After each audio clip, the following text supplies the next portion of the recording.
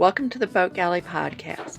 I'm Carolyn Sherlock, here with tips, reviews, and how-tos for your cruising adventure.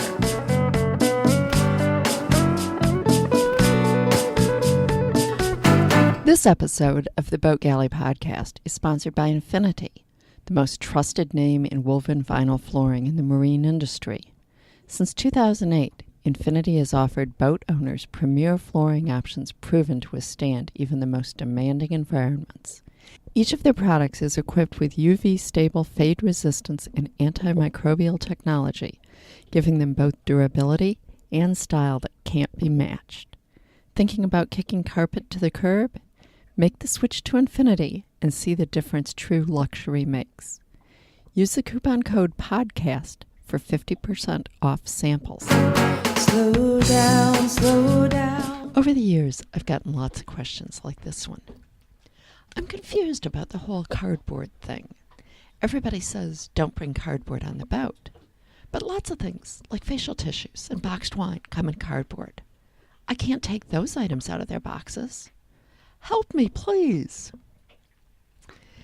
I realized this had been one of my big questions when we moved first aboard Cape Tall, and I hadn't found many answers and had just sort of fumbled my way along. So recently, after making a big trip to the grocery, I made a list as I unloaded my purchases. How exactly did I get rid of almost all of the cardboard? I'll be honest, there are a few bits of cardboard that still make their way aboard, but I get rid of an awful lot of it. First, when you have little bottles in boxes, things like vitamins, vanilla extract, and so on are pretty easy. Just take the little bottle of jar out of the box it came in and pitch the box before it ever comes on the boat. Blister packs. These seem easy. Just take the item out of the package. But be sure to check if you need the directions off the box. With small tubes, you often can't read the directions on the tube, and either copy them down or cut them out and keep them. Depending on the item, we may tape the instructions to the item or put both the item and directions into a small resealable plastic bag. Hygiene products. A number of these come in boxes. You're actually a lot better off to store them in resealable plastic bags to keep moisture, whether there's drips or leaks or just high humidity, from getting to your supply. But I'd usually just take the box on the boat, for modesty reasons, and transfer the contents to bags, then quickly take the boxes back off the boat. Pet food in bags or boxes. I take the box or bag on board and transfer the contents to a good plastic container with a locking lid and a gasketed seal, and then get rid of the bag or box immediately. Soda, beer, and other canned drinks in cases. I get rid of any boxes and just put the cans in bags to carry them aboard the boat. Wine. If it's in a case, I remove the bottles and leave the cardboard in the trash ashore. For boxed wine that has a plastic bag bladder inside a box, I remove the bladder from the box and leave the box ashore. You can tell this type of box or bladder usually by the fact that it has a fancy push-button pouring mechanism, as in the photo. You can put the bladders in a solid plastic storage bin to keep them from wearing a hole, and it's really not hard to pour a glass from one. Also, a reader of mine talked about having sort of a plastic bin that she cut a hole into for the pouring spout to go through, and then you can just put it up on a counter and pour that way. I'm putting a link to that in the show notes. For Tetra Paks are what we think of as juice boxes, although lots of other things come in them. Boxed wine, milk, even some vegetables and fruits come in them instead of cans. They're specifically designed for long-term storage of the contents. You shouldn't try to repackage the item. And beware, you cannot burn those Tetra Paks. They have plastic between two layers of foil. For trash bags and plastic bags, these often come in a roll inside a cardboard box. I take the roll out and put it in a plastic grocery bag or other container, and then I throw the cardboard away before it even gets on the boat. Aluminum foil or wax paper. Unfortunately, I have never found a good alternative to just leaving these in their boxes. Every so often, I will see someplace online that sells boxes to put them in, but they've always been too large to fit into the storage areas I have on the boat. For toilet paper and paper towels, yeah, there's a cardboard tube in the center.